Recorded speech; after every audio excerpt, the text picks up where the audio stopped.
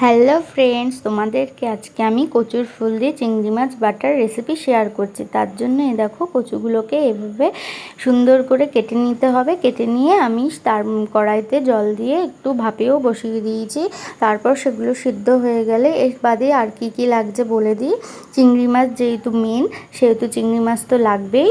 আমি এখানে 200 গ্রাম মতো নিয়েছি চিংড়ি মাছ। এর বাদে কাঁচা লঙ্কা নিয়েছি, শুকনো লঙ্কা 4টে নিয়েছি, একটু বেশি পরিমাণ রসুন লাগবে। রসুন নিয়েছি, লঙ্কা, হলুদ স্বাদ মতন, কালো জিরে অল্প, আর জিরে তার থেকে একটু বেশি নিয়ে সব কিছু দিয়েছি। আর সঙ্গে একটা টমেটোও দিয়েছি, তোমরা চাইলে দিতেও পারো। আর আমি মাছটাকে ভেজে নিয়েছিলাম, ভেজে নিলে বেশি আরও টেস্ট লাগে। এগুলো সব মশলা একবারে ব্লেন্ড করে কড়াইতে সাদা তেল দিয়ে আমি ভালো করে কষিয়ে নিয়েছি। যতক্ষণ না তেল কড়াই থেকে দেখবো মশলার থেকে ছেড়ে ছেড়ে আসছে, ততক্ষণ অবধি ভালো করে নাড়িয়ে যাব।